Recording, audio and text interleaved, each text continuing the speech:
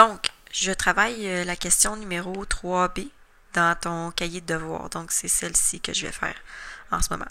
Fait que premièrement, ce que j'ai fait, c'est que j'ai pris chacune des 4 équations, puis je les ai transformées en équations sous la forme fonctionnelle. Donc, si je regarde ce que j'ai fait, j'ai commencé par transférer mon moins 4y de l'autre côté. L'idée, c'est de garder les y le positif, ça empêche de convertir ton symbole de plus grand ou égal. Donc, excuse-moi.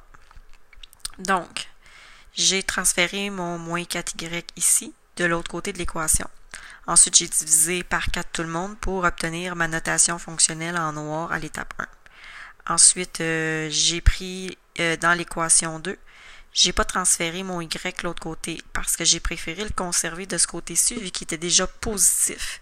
À la place, j'ai transféré mon moins 36 que j'ai envoyé positif l'autre bord, puis j'ai transféré mon x l'autre côté.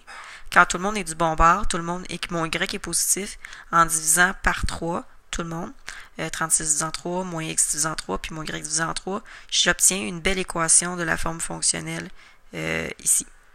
J'ai fait à peu près le même principe à l'équation numéro 3. J'ai voulu conserver un y positif. Donc, j'ai fait plus 6y de chacun des deux côtés. Et ensuite, j'ai divisé tout le monde par 6 pour obtenir une belle notation. Puis, la dernière équation, mon équation 4.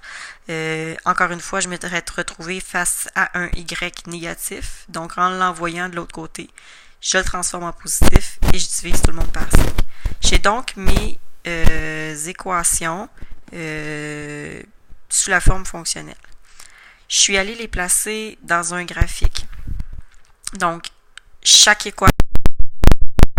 Donc, ma première équation ici commence à 10, a un taux de variation de 3/4. Donc, pour chaque fois que j'avance de 4, 1, 2, 3, 4, je monte de 3. Donc, j'ai ma courbe. Ensuite, en bleu, j'ai placé celle-ci. J'ai commencé à 12, 10, 12. J'ai fait des ponts de 2. Et ensuite, mon taux de variation, c'est moins 1x sur 3. Donc, à chaque fois que j'avance de 3, je pèse d'un x.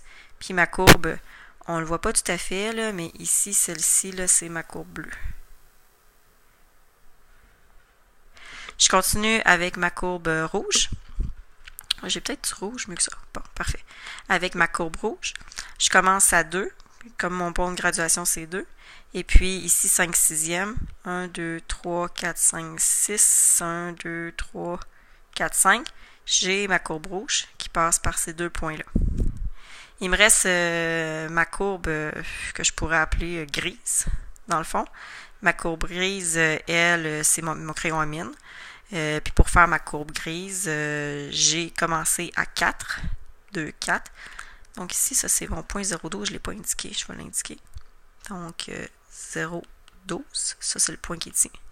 Puis là, on commençait à 4. Mon taux de variation, c'était 1/5, une pente très douce. À chaque fois que j'avance de 5, je monte de 1, donc on voit le point ici. J'ai pu placer ma courbe. Bon, maintenant que tous mes points sont placés, je dois trouver mes coordonnées de mon polygone de contrainte. Donc, j'ai plusieurs sommets qui sont évidents. Lui, c'est 0,10 parce qu'on sait qu'il commence à 10. Lui, c'est 0,4. On sait qu'il commence à 4. C'est les autres qui sont moins évidents. Là, j'ai utilisé plusieurs stratégies pour me permettre de trouver les coordonnées du polygone de contrainte.